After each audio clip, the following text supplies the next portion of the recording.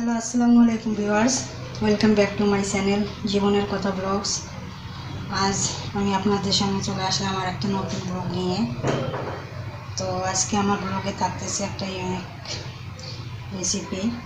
হয়তো আপনারা অনেকেই এই রান্নাটা এভাবে রান্না করে খেতে হয়, আপনারা জানেন না। তো আজকে আমি আপনাদের সঙ্গে সেটা শেয়ার করব, কিভাবে ফুলকপি, আলু এবং টাকি মাছ রান্না করা যায়। তো আমি সেটাই আজকে আপনাদের সঙ্গে শেয়ার করব। তো আপনারা আমার ভিডিওটা দেখতে থাকুন। আশা করি আপনারা আল্লাহর রহমতে অনেক ভালো আছেন, যে যেখানে আছেন সুস্থ আছেন। আমিও আল্লাহর রহমতে এবং আপনাদের দোয়ায় অনেক ভালো আছি। তো আপনারা দোয়া করবেন যেন ভালো থাকি। আমিও আপনাদের জন্য আল্লাহর কাছে দোয়া রাখি, আল্লাহ যেন আপনাদেরকে সুস্থ রাখে, ভালো রাখে, যেখানে রাখে বিপদমুক্ত রাখে। তো তো চলুন আজকের ব্লগটি শুরু করা যাক। তো আমি এখানে আজকে রান্না করবো হচ্ছে সবুজ শাক নিয়ে আসছিলো, তো বেশি হয়েছিল, আমি রেখে দিয়েছিলাম। তো আজকে অল্প একটু, তো আমি একটু ভাজি করব। আর এখানে আমি ফুলকপি কেটে রাখছি, পানিতে ভিজিয়ে রাখছি, যদি পোকামাকড় থাকে তাহলে বের হয়ে যাবে। আর হচ্ছে এখানে আমি আলু কেটে নিয়েছি, আর নিয়েছি 4-5টা কাঁচামরিচ। তো আমি এই আলুটা সিদ্ধতে দিব, সিদ্ধ করতে দেবো আমি রাইস কুকারের ভিতরে, কারণ রাইস কুকারে ভাত বসাই দেবো, এরপরে এটা বসাই দেবো, আলু এবং মরিচ আমার সিদ্ধ হয়ে যাবে। তো আমি আলুটা ভালো করে ধুয়ে নেই।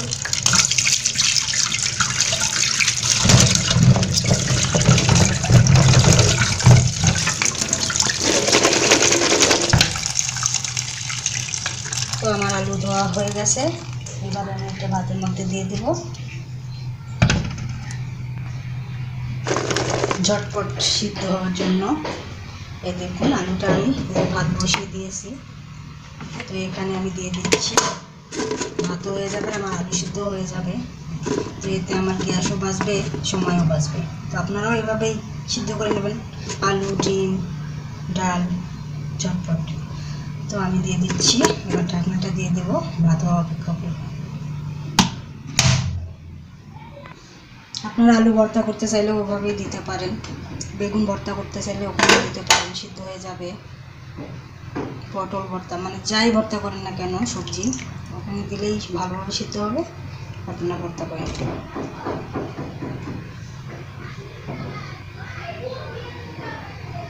তো এবারে আমি ফুলকপিটা ধুয়ে নেব। আমি অনেকক্ষণ ভিজিয়ে রাখছি, এর মধ্যে কোনো পোকামাকড় আসেনি, তার মানে ফুলকপিটা ভালো আছে। আমি দেখে কাটছি, তারপর ভিজে রাখছি, সন্দেহ যদি বের হয়। তো বের হলো না, এবার আমি ধুয়ে নিই।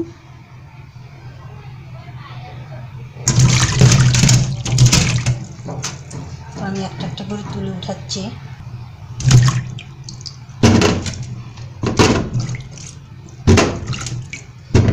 আপনারা ট্রাই করবেন এই রান্নাটা, আমি যেরকমভাবে করবো আপনারাও করে খাবেন, দেখুন অনেক টেস্ট। শীতকালে সবজি এভাবে রান্না, আর বিশেষ করে এই রান্নাটা রাতে করে যদি আপনারা সকালে পরোটা, ভাত, রুটি যে কোনো কিছুর সঙ্গে খান, অনেক ভালো লাগবে।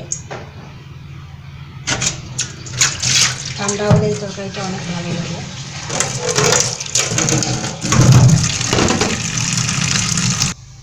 তো আমার সব কিছু ধোয়া হয়ে গেছে, এদিকে শাক ধুয়ে রাখছি, এখানে টাকি মাছ ধুয়ে রেখেছি, ফুলকপি, পেঁয়াজ কুচি, ধনেপাতা কুচি, আর এখানে হচ্ছে মশলা, বাটা মশলা।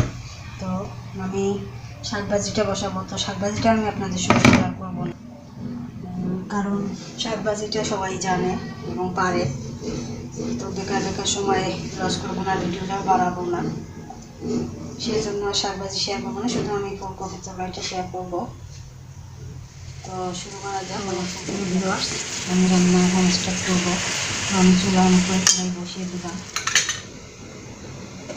এবারে দিয়ে দেবো এর মধ্যে সয়াবিন তেল পরিমাণ মতো,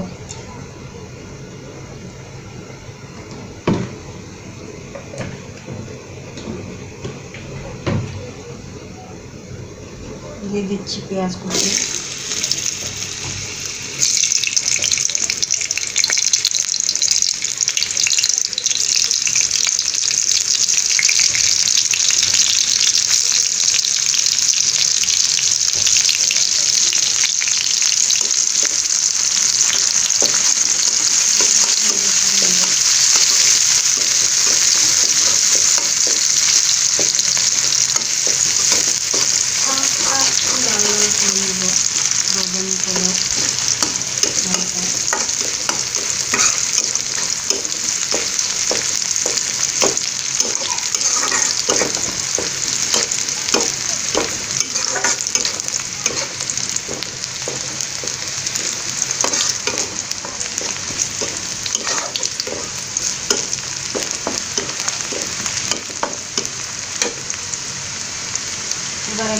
পেঁয়াজগুলো অ্যাড করে দেবো।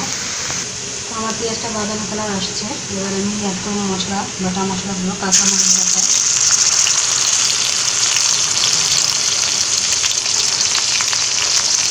রসুন বাটা, একটু আদা বাটা,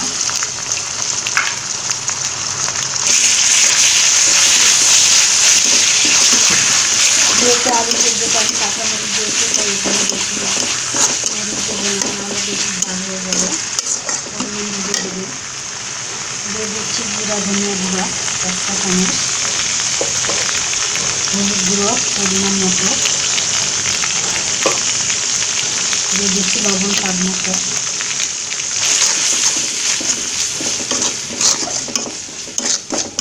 মশলাকে একটু কষিয়ে নেব।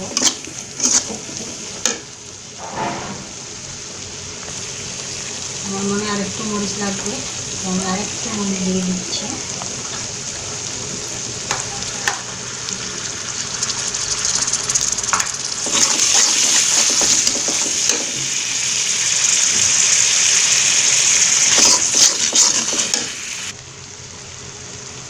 দিয়ে দিচ্ছি 1/2 চা চামচ মরিচের গুঁড়ো।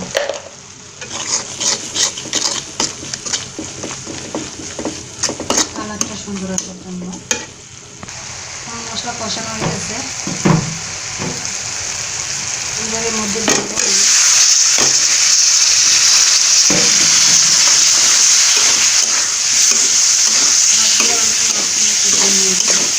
আপনারা গোটাও দিতে পারেন। সামান্য পানি দিব।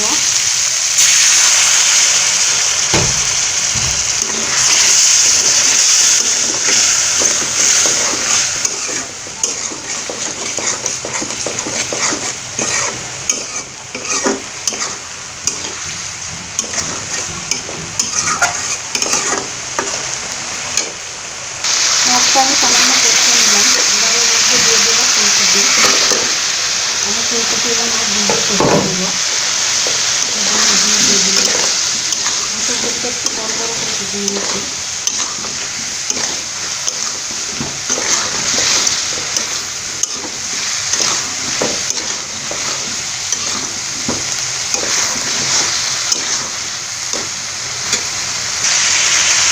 কষানো হয়ে গেল, পানি দিয়ে কষিয়ে নেব।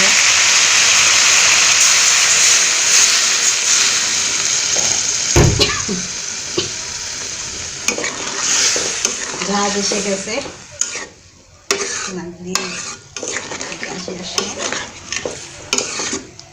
এবারে মাছ ফুলকপি আমি দুটোই কষিয়ে নেব। আর পানি দিতে হবে যাতে সিদ্ধ হয়ে যায়।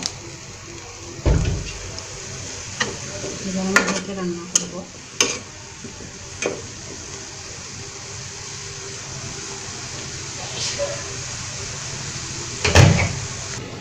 আর এদিকে আমার এই দেখুন আলু সিদ্ধ হয়ে গেছে। আমি আলুগুলো এবারে ভেঙে নেব। এরকম নাড়া দিয়ে এভাবে আমি ঢেলে নিচ্ছি। তো দেখুন আলু ম্যাশ করা হয়ে গেছে। এবার আমি এর মধ্যে একটু পানি দিয়ে আলুটা মিক্সিয়ে করে দেব, নেব করে।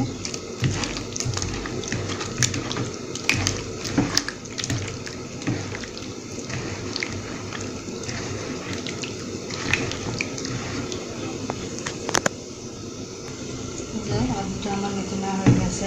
এবারে দেখবো মাছের কি অবস্থা।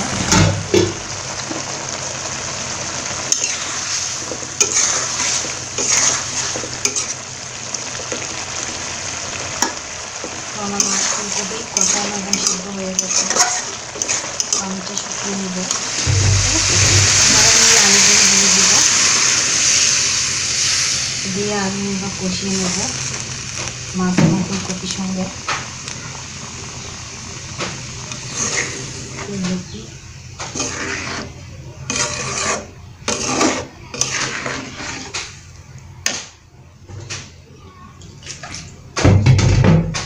আমি আলুর পাত্রটা একটু ধুয়ে পানি দিচ্ছি।